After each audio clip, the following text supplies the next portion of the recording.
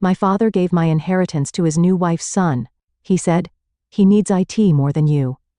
I silently smiled as I walked away, but AATE lawyer's office, the truth came out. The day my father betrayed me started like any other family gathering, with fake smiles and hollow pleasantries.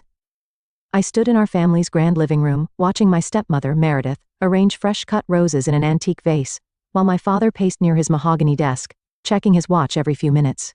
My name is Jessica, and I'd spent the last 3 years working alongside my father at his company, learning every aspect of the business he'd promised would one day be mine. That promise died today. Everyone, please sit down, my father announced, his voice carrying that authoritative tone I'd grown up respecting. I have an important announcement to make. Quentin, my stepbrother, sprawled across the leather armchair with a smug expression that made my stomach turn. At 22, he'd never worked a day in his life, preferring to spend his time partying and posting about his entrepreneurial mindset on Instagram. As you know, my father continued, I've been considering the future of our family business. He smiled at Meredith, who beamed back at him. After careful consideration, I've decided to transfer majority ownership and control to Quentin. The words hit me like a physical blow. I gripped the armrest of the sofa, my knuckles turning white. What? The word came out as a whisper. It makes perfect sense, Meredith chimed in, placing her hand on Quentin's shoulder. A fresh perspective is exactly what the company needs. Dad, I managed to say, fighting to keep my voice steady. We talked about this. I've been working there for 3 years. I have an MBA. I know every client, every supplier. Jessica, please. My father cut me off, raising his hand. This decision wasn't made lightly. Quentin has some innovative ideas that align better with our future vision. Quentin leaned forward, his designer watch glinting in the afternoon light. Don't worry, sis. I'll make sure to keep you on in some capacity. Maybe in HR? I stood up abruptly, my legs shaking. Some capacity? Dad, you promised me. You said when I finished my MBA. Things changed, Jessica, Meredith interrupted. We have to think about what's best for the family. The family? I laughed, but it came out more like a sob. I am your family. I'm your daughter. My father wouldn't meet my eyes. You'll still receive your salary, of course, but Quentin will be taking over as CEO next month. Next month, the room started spinning. You've already decided everything? The paperwork is being finalized, my father said, finally looking at me. I'm sorry if this disappoints you, but it's what's best for everyone. I grabbed my purse, nearly knocking over a side table in my haste. Congratulations, Quentin, I managed to say, proud that my voice didn't crack. I hope you enjoy running the company I spent 3 years helping to build. Jessica, don't be dramatic, Meredith called after me as I headed for the door. This is exactly why we needed someone more level-headed in charge.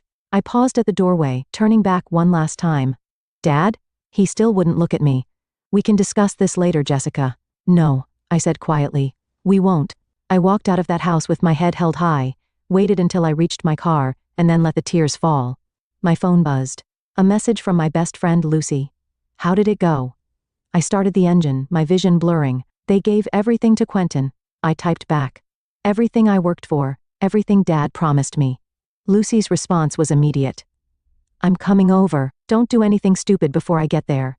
As I drove away from my childhood home, I caught a glimpse of my father watching from the window. For a moment our eyes met, and I saw something flicker across his face. Regret maybe? But then Meredith appeared beside him, and he turned away. 3 years of my life. 3 years of early mornings, late nights, missed vacations, and canceled dates. 3 years of learning every aspect of the business, of earning the respect of our employees and clients. All of it handed to Quentin on a silver platter because his mother had wormed her way into my father's life and convinced him that her precious son deserved my inheritance. My phone buzzed again. Lucy, we'll figure this out. You're not alone. I took a deep breath, wiping away the last of my tears. Lucy was right. This wasn't over. I might have lost my inheritance, but I hadn't lost my knowledge, my experience, or my determination. They wanted to push me aside? Fine. But they were about to learn that I was my father's daughter in more ways than one, and I didn't give up without a fight. 3 days after my world imploded, I sat in Virgil's law office surrounded by towering bookshelves and the smell of old leather. The family lawyer had known me since I was in pigtails, and his familiar weathered face showed genuine concern as I recounted what had happened. I just don't understand, I said, twisting a tissue in my hands. How could he legally do this? I thought the company was meant to be split between any children. Virgil removed his reading glasses, rubbing the bridge of his nose. Your father restructured the company ownership last year. As majority shareholder, he had the right to transfer his shares to whoever he chose. Last year, the betrayal cut deeper. So he'd been planning this? Jessica. Virgil hesitated, then stood up and walked to a large filing cabinet.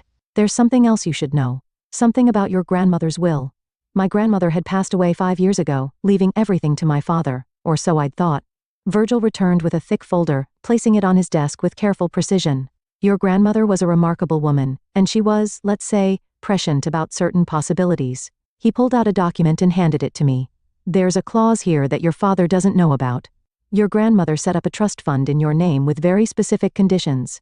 My hand shook as I read the paper. $2 million, I whispered. But why didn't I know about this? The clause stipulated that you could only access the money if you started your own successful business by the age of 30. Your grandmother believed in entrepreneurship, not just inheritance. She wanted her legacy to inspire creation, not dependence. I sat back, stunned. Does my father know about this? Virgil shook his head. No. Your grandmother was very clear. This information was to be revealed only to you, and only if you were ever disinherited from the family business. She knew, I breathed. Somehow she knew something like this might happen. Your grandmother watched your father marry Meredith, Virgil said quietly. She had concerns. My phone buzzed. Another message from Lucy asking how the meeting was going. I ignored it, focusing on the document in my hands. What qualifies as a successful business? I asked. According to the terms, you need to show a profitable quarter within your 1 stone year of operation. The business must be entirely yours, no family involvement. I let out a shaky laugh. No risk of that anymore? There's more, Virgil said, pulling out another document. Your grandmother left detailed records of various business contacts, potential opportunities, even market research she'd conducted. She wanted to give you tools, not just money. Why didn't she just tell me all this before she died? She believed you needed to find your own path first. Her words were, Jessica needs to understand what it means to lose everything before she can truly build something of her own. I stood up and walked to the window, watching traffic flow below. $2 million, I repeated. That's enough to start something real. It is, Virgil agreed. But Jessica, this won't be easy. Starting a business never is, trust fund or not. I turned back to him, feeling something I hadn't felt in days, hope. Nothing worth doing ever is. Right?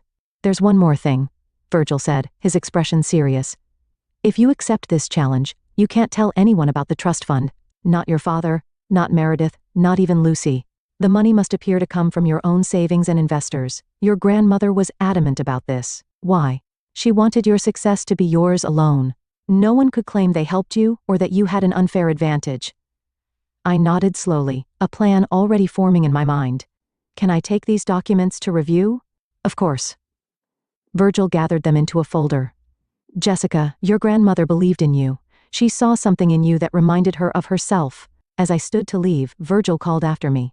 One last thing, Meredith called yesterday asking if you'd been here. She seemed concerned about any potential legal action. I smiled, thinking of my stepmother's worried face. Let her worry. I've got better things to focus on now. Walking out of the office building, I finally replied to Lucy's messages. Meet me for coffee. I've got an idea. My grandmother had given me more than money. She'd given me a chance to prove myself, to build something of my own. And unlike the inheritance my father had promised, this was something no one could take away from me. I looked up at the sky, silently thanking my grandmother for her foresight. She'd known I might need an escape route, and she'd provided one, but only if I was willing to work for it. Challenge accepted, Grandma. An eco-friendly business? Lucy stirred her latte, raising an eyebrow. That's quite a pivot from corporate finance. We sat in our favorite coffee shop, laptops open, surrounded by the buzz of afternoon customers. I'd spent the last hour outlining my ideas, careful to avoid mentioning the trust fund. Think about it, I said, turning my laptop to show her my research. The market for sustainable products is exploding. People want to feel good about their purchases, but they don't want to sacrifice quality or convenience. Lucy leaned forward, scanning the screen. And you're thinking, what exactly? Salt biodegradable packaging solutions for businesses. Everything from takeout containers to shipping materials. I pulled up another tab. Did you know most companies want to go green but can't find reliable suppliers? The few that exist charge astronomical prices. And you think you can do better? I know I can. I opened my spreadsheet. I've already found 3 potential manufacturers who can produce at scale. If we can streamline the supply chain and build direct relationships with businesses, we could revolutionize the industry. Lucy's phone buzzed. She glanced at it and frowned. Heads up. Quentin's been asking around about you. Apparently, Meredith's worried you're planning some kind of legal action.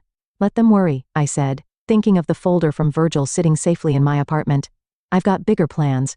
Speaking of plans, Lucy said, lowering her voice, how are you going to fund this? Starting a business isn't cheap and you just lost your job.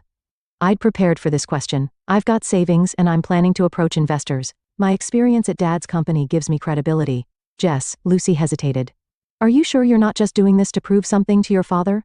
I'm doing this for me, I replied firmly. Dad made his choice. Now I'm making mine. The coffee shop door chimed, and I froze as Quentin walked in, wearing his usual designer outfit that screamed, "Trust fund, baby." He spotted us and sauntered over, pulling up a chair without asking. Well, he smirked. Planning your next career move? I heard HR is hiring. I closed my laptop slowly. Actually, I'm starting my own company.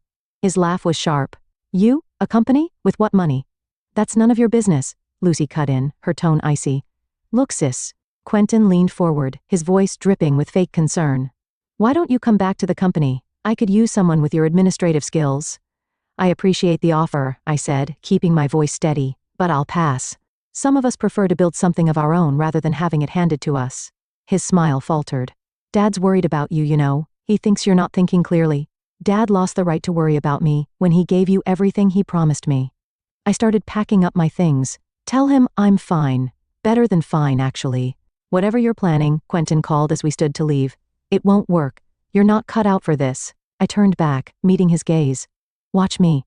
Outside, Lucy linked her arm through mine. You know what? I'm in. Whatever you need, market research, networking, anything. Let's show them what you can do. I hugged her, grateful for her support. First step, we need to find office space. Something professional but not too expensive. Already on it. Lucy pulled out her phone. There's a new co-working space downtown, very eco-friendly. They might even become your first client. As we walked, I spotted my reflection in a store window. I looked different somehow, stronger, more determined. My grandmother had built her own empire from nothing. Now it was my turn. My phone buzzed with a text from my father. Quentin says you're starting a business. Let's talk about this. Come to dinner tomorrow? I showed Lucy the message. She snorted. He's probably worried you'll become competition. Not yet, I replied, typing out a response. Can't make dinner. Too busy building my future. I hit send and turned off my phone. You know, Lucy said as we reached her car, your grandmother would be proud of you. If only she knew how right she was. I smiled, thinking of the trust fund waiting to be activated. But first, I had to prove I could do this on my own terms. Come on, I said, getting into the passenger seat. Let's go look at that office space. I've got some ideas for the pitch deck we need to create. As we drove away, I caught sight of Quentin watching us from the coffee shop window. Let him watch. Let them all watch. They thought they'd knocked me down, but they'd actually set me free, and I was going to soar. Your samples look impressive. Sarah, the restaurant chain executive, turned the biodegradable container in her hands. But how can you guarantee consistent supply? We've been burned before by startups that couldn't deliver. I sat in her sleek downtown office, 3 months into building my company, GreenShift Solutions. The meeting was my biggest pitch yet, a potential contract that could make or break us. We've already secured partnerships with 3 manufacturing facilities, I replied, pulling up the supply chain presentation on my tablet. I can show you our production capacity projections. I've seen the numbers, Sarah interrupted. What I need to know is why I should trust you over established suppliers. I leaned forward. Because unlike them, we're not just selling products. We're offering a complete packaging transition solution, including staff training and waste management consultation. Plus, our prices are 20% lower. Sarah's eyebrows shot up. 20%? How? Streamlined operations and direct manufacturer relationships. No middlemen. I didn't mention the trust fund that had helped secure those relationships. We can start with a trial run if you prefer. Before Sarah could respond, my phone buzzed. Quentin's name flashed on the screen. I declined the call. Family business? Sarah asked, noticing my expression. Former family business, I corrected. I'm building something new now. She nodded slowly, then reached for the contract. Let's start with a 3-month trial, 2 locations. If it works out, we'll discuss expanding to all 30 restaurants. My heart soared, but I kept my expression professional as we shook hands. Outside her office, I finally let myself smile. Our first major client. My phone buzzed again. Quentin had left a voicemail. Against my better judgment, I played it. Hey sis, heard you're making waves in the eco-friendly space. Let's grab coffee. I have a proposition that could benefit us both. I deleted the message and called Lucy instead. We got it, I announced when she picked up the restaurant chain contract. I knew you would. Lucy cheered. This calls for celebration. Drinks tonight? Can't. Meeting with potential investors tomorrow morning. Rain check? You're working too hard. Lucy sighed. But I get it. Just don't forget she was cut off by another incoming call. My father this time. I ignored it. Still not talking to them? Lucy asked. Nothing to say. I reached my car, juggling my phone and briefcase. They made their choice. I'm making mine. Back at our small office in the CEO working space, I found Quentin waiting by my desk. He wore his usual smirk, but something about his expression seemed forced. Nice setup. He gestured around the modern space. Very modest. What do you want, Quentin? Can't a brother check on his sister? He perched on my desk. Actually, I have a business proposal. Dad's company is looking to go green. Good PR, you know? We could use your services.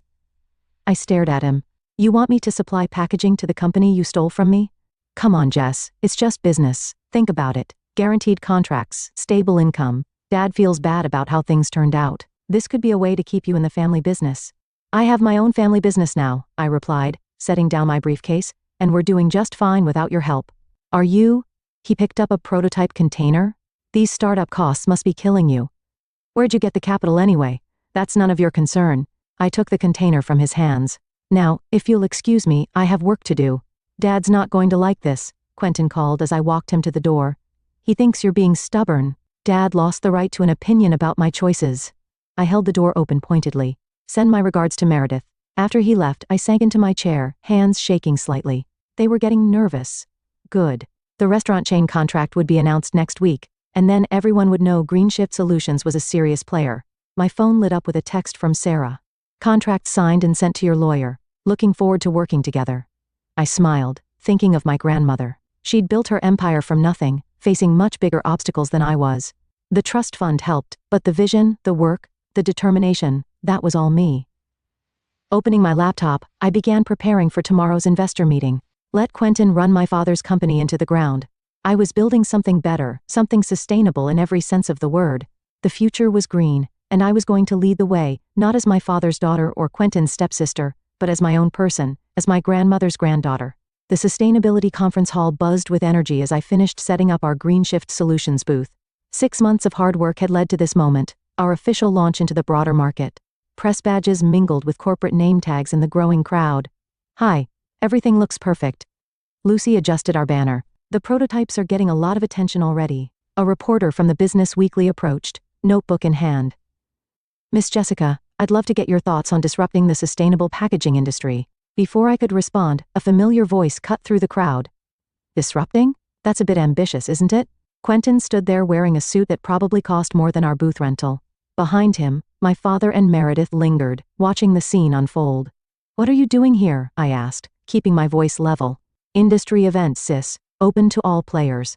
Quentin picked up one of our display containers. Though calling these revolutionary seems like a stretch, we're launching our own eco-friendly line next quarter actually. The reporter's pen moved quickly across her notepad. Mr. Quentin, you're saying your company is entering the sustainable packaging market as well? Indeed. He smiled. With our resources and established client base, we'll be able to offer much more competitive pricing than smaller operations. Lucy stepped forward, but I touched her arm. Actually, I said to the reporter, I'd love to discuss our recent contract with national restaurant chain. They chose us specifically for our innovative approach and cost-effective solutions. The reporter's eyes widened. National restaurant chain? That's a significant account for a new company. We've also secured partnerships with 3 major retail chains, I continued, watching Quentin's smirk fade. Would you like to see our impact projections, Jessica? My father stepped forward, his voice low. Can we talk privately? Sorry, Dad. I'm busy with potential clients. I turned back to the reporter. Shall we discuss those projections? As I walked away with the reporter, I heard Meredith whisper, how did she land those contracts so quickly? The next hour flew by in a whirlwind of interviews and demonstrations. Our booth drew consistent crowds, especially after the Business Weekly tweeted about our national restaurant chain partnership. This is going better than we hoped, Lucy beamed, handling another inquiry. We've got 5 potential clients wanting meetings next week. I spotted Quentin arguing with my father near the entrance, gesturing angrily in my direction. Moments later, he stormed over to our booth. Real cute, he spat. You just had to steal the spotlight, didn't you? Steal? I laughed. Like you stole my inheritance? That company was handed to me fair and square. Exactly. I met his gaze. Nothing in your life was earned, Quentin. That's the difference between us. You think you're so clever. He lowered his voice. But where did you get the startup money? Dad's been asking questions. Something doesn't add up. Sounds like a you problem. I turned to greet another potential client, but Quentin grabbed my arm. Listen, you little, is there a problem here? A tall man in an expensive suit interrupted. I'm Thomas from Eco Retail Group. We're very interested in your products, Jessica. But if this isn't a good time, Quentin released my arm, forcing a smile. No problem at all, just a family discussion. Former family, I corrected, extending my hand to Thomas. Shall we discuss your packaging needs? As I led Thomas to our meeting area, I caught sight of my father watching from across the hall. For a moment, our eyes met. He looked older somehow, worried. Meredith whispered something in his ear, and they turned to leave. Impressive operation you've built, Thomas commented, reviewing our catalog. Your grandmother would be proud. I froze. You knew my grandmother?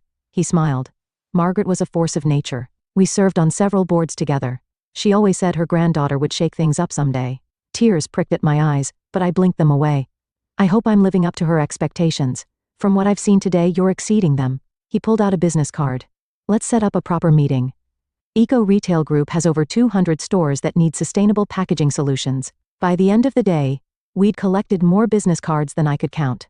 Lucy hugged me as we packed up the booth. You showed them, she said. You showed everyone.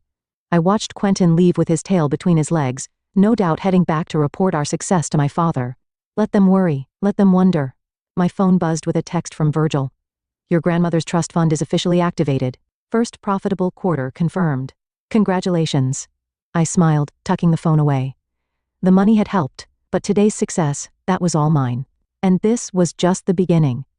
GreenShift Solutions announces third consecutive quarter of growth. Lucy read from her tablet, feet propped on my new office desk. Eco-friendly packaging startup disrupts industry with innovative solutions. I gazed out the floor-to-ceiling windows of our downtown headquarters, still amazed at how far we'd come in 18 months. Read the part about the expansion again. Under CEO Jessica's leadership, the company has secured contracts with major retailers and restaurants nationwide, with plans to expand internationally by next quarter. The door burst open, and Maria, our office manager, rushed in. Jessica, you need to see this. She handed me her phone displaying a breaking news article. Joseph Industries stock plummets amid environmental violations and mismanagement concerns. Your father's company? Lucy leaned over my shoulder to read. Oh, wow. This is bad. The article detailed how my father's company had been caught disposing of toxic materials illegally, trying to cut costs after several quarters of declining profits. Quentin's leadership was specifically mentioned as a factor in the company's downturn. My phone started ringing, Meredith's number. I declined the call. They're saying the fines could be in the 1 million, Maria added. Plus the cleanup costs? Another call. My father this time. I sent it to voicemail. Lucy sat up straight. You don't think they'll try to come to me for help? I finished. They already are. I showed them my phone screen displaying a text from Quentin. Need to talk. Family emergency, please. What are you going to do? Lucy asked quietly. Before I could answer, Maria's phone buzzed. They're in the lobby, she said. Your father and Quentin, should I send them away? I thought about all the nights I'd cried myself to sleep after they took my inheritance, about Quentin's smug face at every industry event, about my father's silence when I needed him most. No, I decided. Send them up. 5 minutes later, they stood in my office looking distinctly uncomfortable. My father had aged years, months, and Quentin's designer suit couldn't hide his desperation. Nice office, my father said, looking around. You've done well for yourself. What do you want? Quentin stepped forward. We need your help. The environmental violations, they happened under the old system before we took over, but you covered them up instead of fixing them, I finished. I saw the report. The fines will bankrupt us, my father said quietly. We need a partner with experience in sustainable practices, someone who can help us transition and rebuild trust. And you thought of me? I laughed. How convenient. Look. Quentin's voice cracked. I know we were wrong about everything. You clearly know what you're doing. We're offering you a chance to come back, to be part of the family business again. Part of the family business? I stood up. You mean the business you stole from me? The one you've run into the ground? Jessica, please. My father stepped forward. We're family. I walked around my desk. Where was family when you gave everything to Quentin? Where was family when he tried to sabotage my company? Where was family when Meredith spread rumors about my funding sources? They both had the grace to look ashamed. I built this company from nothing, I continued. No family connections, no inherited clients, just hard work and vision, something neither of you would understand. We can offer you majority shares, Quentin said desperately. Whatever you want. I don't want your failing company, I replied. I have my own. My father sank into a chair. Without help, we'll lose everything. Like I lost everything, I pressed a button on my desk. Maria, please show them out. Jessica. My father stood, looking older than I'd ever seen him. I'm sorry for everything. I made a terrible mistake. For a moment, I felt my resolve waver. Then I remembered my grandmother's words in her will. Jessica needs to understand what it means to lose everything before she can truly build something of her own. I'm sorry too, Dad, I said softly, but you made your choice. Now you have to live with it. After they left, Lucy hugged me. Are you okay? I looked around my office, at the awards on the walls, the growing team beyond my door, the skyline view I'd earned through my own efforts. You know what? I smiled. I really am. My phone buzzed with another text from Quentin. Please reconsider. We need you. I deleted it without responding. They needed me before when I was working 80-hour weeks learning the business. They needed me when I brought in new clients and modernized systems. They just hadn't valued me. Now they could watch as their company crumbled while mine soared. Sometimes karma worked in perfect ways. The news of Joseph Industries' bankruptcy splashed across every business publication. I sat in my office, scrolling through the headlines. Family company collapses. Environmental violations lead to corporate downfall. CEO Quentin steps down amid crisis. A knock on my door interrupted my reading. Maria poked her head in. Your father's here again. Third time this week. I sighed, closing my laptop. Send him in. He entered slowly, looking nothing like the powerful businessman I'd grown up admiring.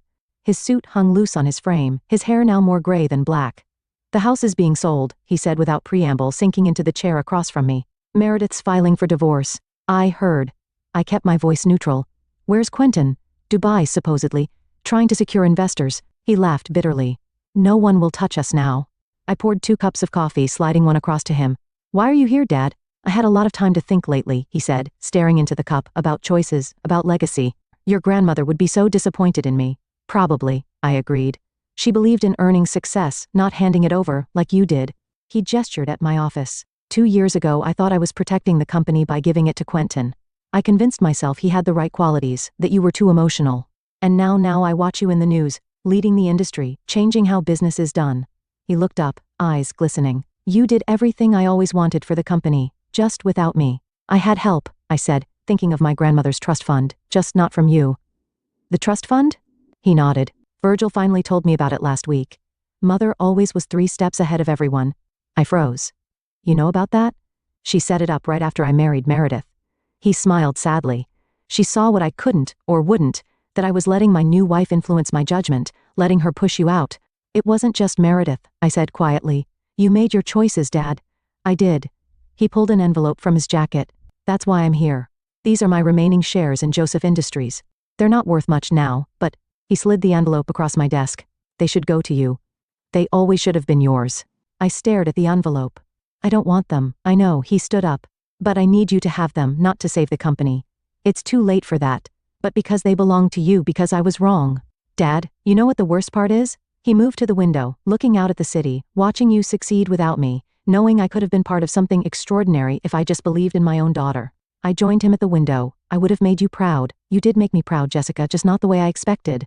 He turned to face me. You built something better than I ever could. You did it your way, the right way. Yo. Is that why Meredith's leaving? Because you lost everything? He shook his head. She's leaving because Quentin emptied their accounts before he fled. Like mother, like son, I suppose. Despite everything, I felt a twinge of sympathy. What will you do now? Start over. Get a small apartment. Maybe consult if anyone will hire me. He straightened his tie. I'm not here to ask for help, Jessica. I just needed you to know that I understand now and I'm sorry. As he turned to leave, I called out, Dad? He paused at the door. There's a coffee shop around the corner. They make decent breakfast sandwiches. If you wanted to, maybe next week. A small smile crossed his face. I'd like that. After he left, I opened the envelope, looking at the worthless shares of my father's fallen company. Then I glanced at my own company's latest financial reports. Another record quarter. Lucy burst in. Did I just see your dad leaving? Are you okay? I'm fine, I said and meant it. Actually, I'm better than fine. What did he want? I tucked the envelope into my desk drawer to admit he was wrong, to say he's proud of me. And are you going to help him? I thought about my grandmother, about legacy, about earning success. No, I said finally, but I might have breakfast with him next week. Lucy smiled. Your grandmother would approve of that. Looking out at my growing empire, I knew she was right. Sometimes karma wasn't about revenge.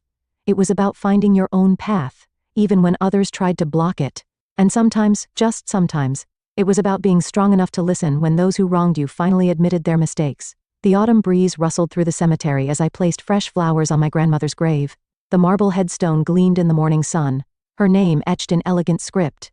"I brought someone to see you, Grandma," I said softly, stepping aside as my father approached. He placed his own bouquet beside mine, his hands trembling slightly. We'd been meeting for breakfast every Wednesday for the past month, slowly rebuilding what we'd lost. Today he'd asked to come here with me. "Hello, Mother," he said, voice thick with emotion. I should have visited sooner.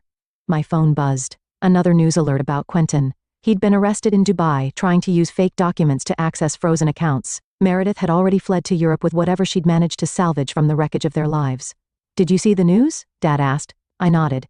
"Karma has a way of catching up." "That it does." He straightened up, adjusting his now worn tie. "I have something to tell you. I got a job offer yesterday, small consulting firm, helping companies transition to sustainable practices." "Dad, that's wonderful. They found me through you actually. Said if I taught you everything you know about business, I must be worth hiring." He smiled wryly. "I told them you taught me more than I ever taught you." A familiar voice called from behind us. "Jessica, I thought I might find you here." We turned to see Virgil approaching, carrying a folder. "Your grandmother left instructions to give you this after certain conditions were met," he said, handing me the folder. "You've exceeded all of them." Inside was a letter, written in my grandmother's distinctive handwriting. "My dearest Jessica, if you're reading this, you've done more than simply claim your inheritance. You've earned it. You've built something meaningful, something sustainable. But more importantly, you've learned the lesson I hoped you would, that true success comes not from what we're given, but from what we create. I'm sorry I had to be secretive about the trust fund, but I needed you to find your own strength. Your father had to learn his lesson too, though I suspect his will be harder. Remember, legacy isn't about money or power, it's about impact. Make yours count. All my love, Grandma." Tears blurred my vision as I passed the letter to my father. He read it silently, then folded it carefully. "She knew," he said quietly. "She knew I would fail you, and she prepared for it. She knew you could learn from it," I corrected. "Just like she knew I needed to lose everything to build something better." Virgil cleared his throat. "There's more. Your grandmother left instructions for a charitable foundation to be established once you proved yourself. The paperwork is ready. She wanted you to lead it." I stared at him. "A foundation?" "To help young entrepreneurs, especially women, start sustainable businesses." He smiled. "She believed in paying it forward." My father touched the headstone gently. "That sounds exactly like her."